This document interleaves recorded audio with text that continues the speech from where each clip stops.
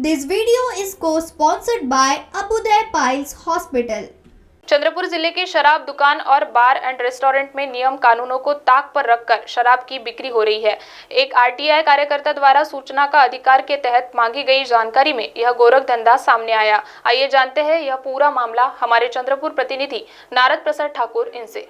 चंद्रपुर जिले की शराब दुकानों में चल रहे गोरख धंधा को लेकर जिले के आरटीआई कार्यकर्ता संतोष कुमार शेड़माके ने आबकारी विभाग से जब जानकारी मांगी तब विभाग ने 1 महीने तक जानकारी न देकर उन्हें अंधेरे में रखा और जब उन्होंने अपील की तो उन्हें 5,11,880 रुपये जमा कराने का पत्र थमा दिया।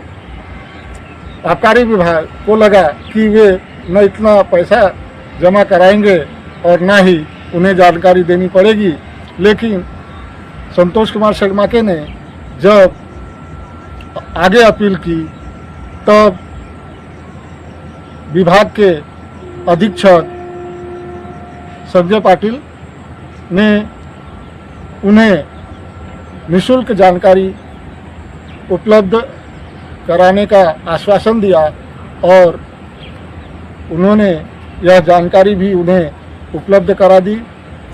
यह पूरा मामला क्या है यह हम संतोष कुमार शेड़माके से ही जानेंगे जो आज हमारे साथ है।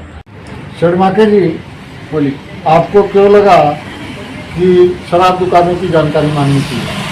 क्योंकि मैं जाते आते हर दुकान में देखता था कि वहाँ वाइन शॉप से गाड़ियों में दारू को लाद के दूसरे जगह लिया जाता था, ड्राई एरिया में पहुँचाने का काम हुआ था।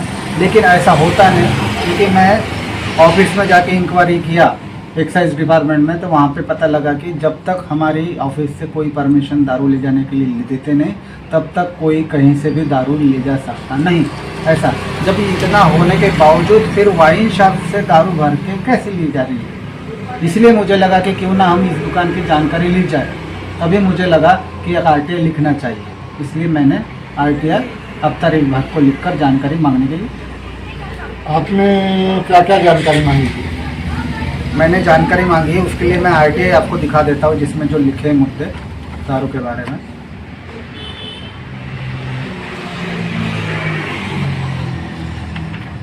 उसने मैंने ये मांगा कि 2022 से 2023 तक के कितनी दारू इस दुकान की दी गई बेचने के लिए और कौन कौन सी दी गई है, वो किस गाड़ी से उसकी ट्रांसपोर्टिंग हुई है, उसकी टीपी, और जहां वो दुकान में दारू जारी है वहां पे कितने लोगों के लाइसेंस बने पड़े हैं और उन्हीं को दारू दी जा रही है कि व्यतिरिक्त जो जिनके पास लाइसेंस है उनको भी दी जा रही है।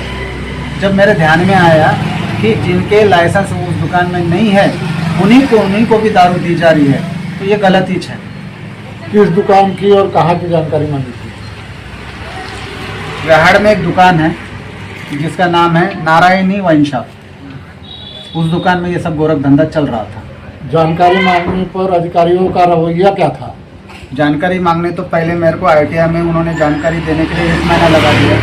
1 महीने लगाने के बाद मेरे को पैसे भरने का लेटर दिया उन्होंने 5,11,880 रुपये। उसको उसी लेटर को लेके मैंने जब अपील दर्ज की तब वहाँ के जो एसपी थे संजय पाटिल, उनसे जब वार्तालाप किया तो उन्होंने मुझे बताया कि हमारे तरफ से जानकारी देने के लिए लेट हो गया है, इसलिए हम सारी की सारी जानकारी 2,500 पेजेस की जानकारी आपको निःशुल्क उपलब्ध करवा देंगे। फिर उन्होंने मुझे उपलब्ध करवा दी। इस पूरे मामले में आपको क्या अनुभव है? लेकिन देखो इसमें राजस्व सरकार का डूब रहा है, क्योंकि जहाँ से दारू बेची जा रही है वहाँ ना कोई टैक्स भर रहा है ना ही टैक्स कोई पे कर रहा है, इसलिए सीधी गवर्नमेंट का उसमें लॉस हो रहा है टैक्स का। तो ये मेरे आपके चैनल के माध्यम से ये सरकार को बताना है कि इसके बारे में सख्त कानून करे और इस ऑफिसरों को ये बताया जाए कि इस तरह के मामले जिस वाइन शॉप में चल रहे हैं उसमें कठोर से कठोर कार्रवाई होनी चाहिए। यही मेरा उद्देश्य है। महाराष्ट्र टीवी 24 के लिए नारद प्रसाद ठाकुर, चंद्रपुर।